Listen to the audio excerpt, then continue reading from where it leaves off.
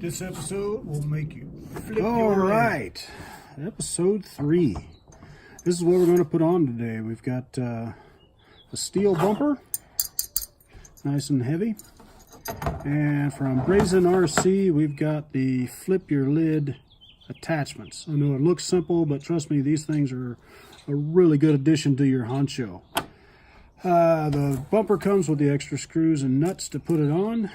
So let's get busy and do that. All right, we're going to start with the easy stuff. Believe it or not, when I painted up this body to go on this truck, I actually had this in mind. I didn't want to cut holes in the rear deck. That's why there aren't any. So I ordered these pieces, and that really is just all it is. It's just two little plastic pieces. They're printed out, trimmed out, and they are ready to go. These things have been a real freaking help with this truck. It's a lot easier to get in and out, change the batteries, do any adjustments you want to do, turn it on, turn it off, all of that stuff.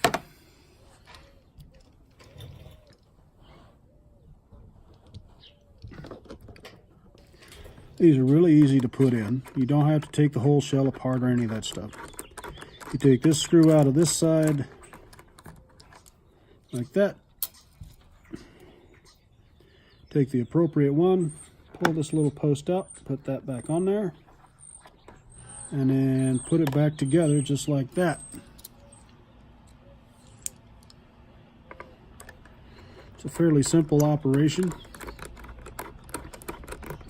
I think just about anybody can do it if I can do it.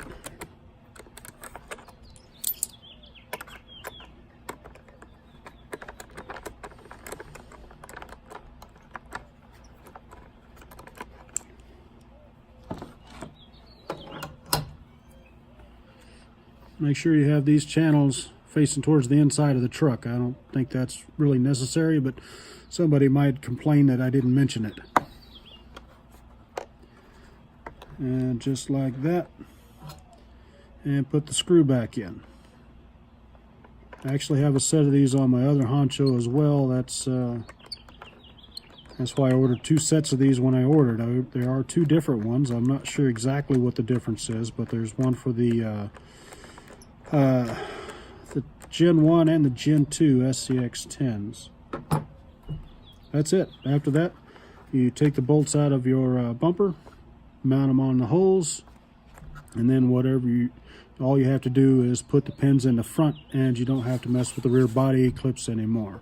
All right, on to the fun stuff. What we're going to do is we're taking this original, actually this is off my deadbolt. We'll take the deadbolt bumper off and put on the new steel bumper in its place. Kind of matches that same square nose. It's just a little bit narrower.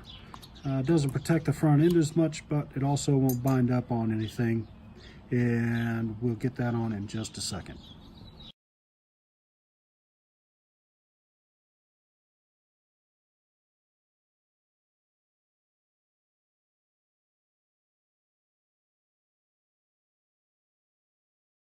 Now this is going to be just a touch more difficult because we do have the battery tray that we put on last time, but like I said, I should be able to just take these screws out. This thing should spread out enough to slide the arms in beside it, and then we'll mount it up with this hole, or this screw here, and this screw here, and we'll be good to go.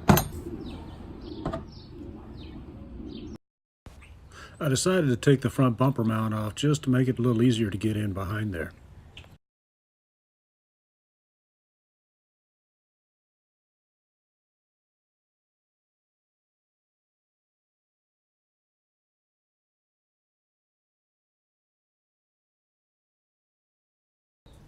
With that bumper out of the way, I could get in there with the pliers and make this a little easier.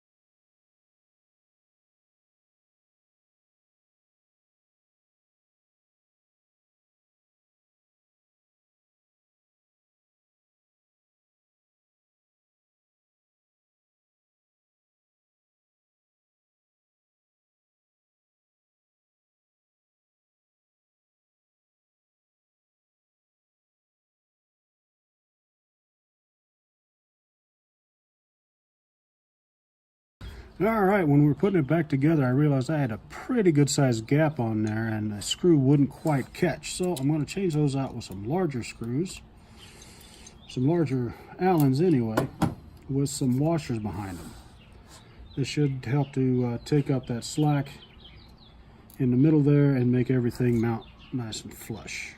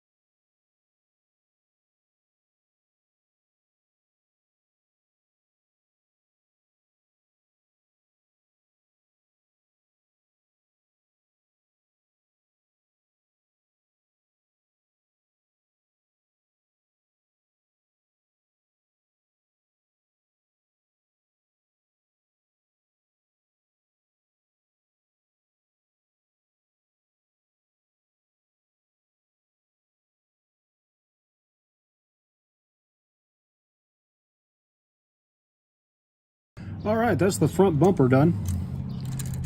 All I really got to do to these now is I've got to take these screws out here, put a little Loctite on them before we put them back in there. I want to make sure these are still moving pretty free.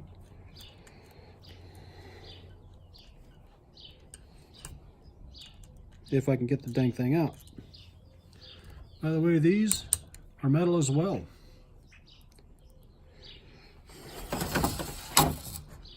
Got a little Loctite in the corner of my pan already.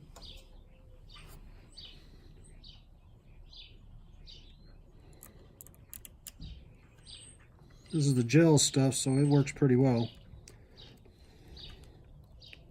And with the Loctite, I don't have to make that real tight, but I do have to get it snug down so everything sort of pinches so these things don't clang around so much.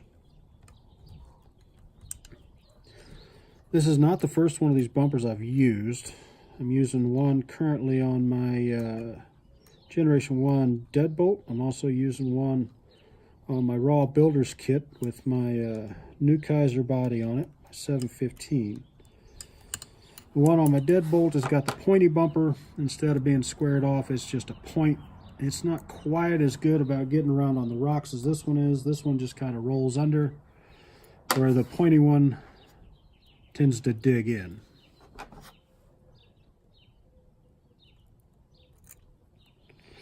And I guarantee you, if you do not put Loctite on these screws when you put these D-rings on, you will lose that D-ring. I've had to pick them up even after putting Loctite on them because eventually it just breaks loose. All the jarring around and slamming back and forth and dragging on the rocks makes it loosen up just that little bit. Now, if you don't want these things to swing in the wind, you can tighten them all the way down like that, and then they will stick. You can get them to lay flat, or you can keep them like I do and just just a touch loose so that they're spinning free. All right, that's it for that. Let's get the rear of the body mounted with a flip your lid kit, and we'll finish this one. All right, before I mount the body, I'm going to put my taillights back in this old bumper mount. I did trim this down a little bit because the bumper mount stuck out a little bit, and it tended to bump the body when I was flipping it up. But I just put the lights in there, and I've got them held in. Instead of gluing them in, I've got them held in with a couple of spare grub screws that were laying around. Got one in the top and one in the bottom so they don't come out.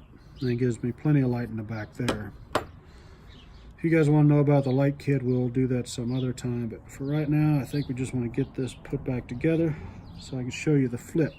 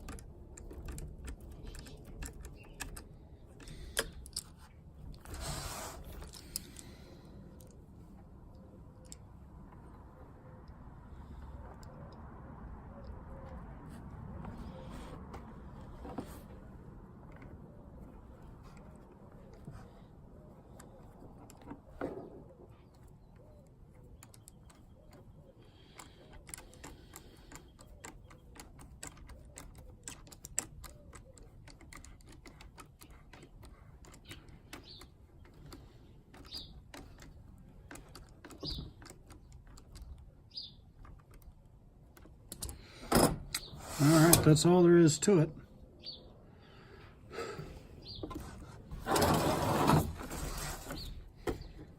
Front bumper came out nice. It's got quite a bit of room there, but I'm running bigger packs in here right now with my 3S battery. But once you take your body pins out of that, all you have to do is lift it up and you've got all the room you want. The only downside is you do have to put a body prop in there to hold it up. I had to change out the screws on the back hole for the bumper mount, mostly because I wanted to make sure that everything matched. I didn't want to have big square one here and a little short round one here, but that's just me. I'm just a little strange that way. I had to add some washers in here to take up that gap. Luckily I had some tiny washers that would go in there, and that one secured it pretty well.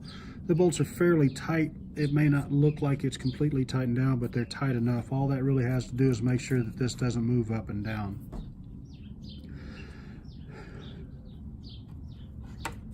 With the lights and everything in, this thing just falls right into place. You just have to clean up your wiring a little bit, which I haven't done yet.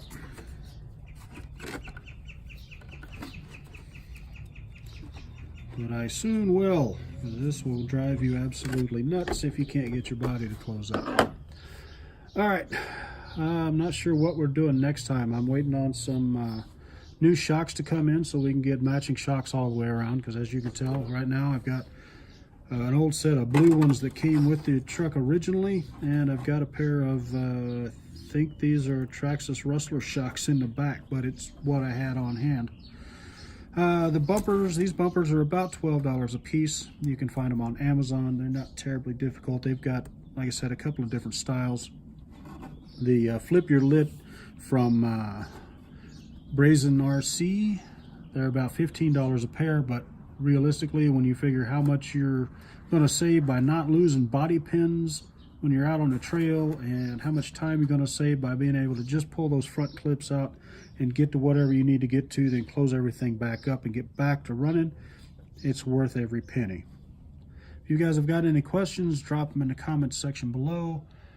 Thanks. Like, subscribe, all of that jazz. Thanks, guys. See you next time.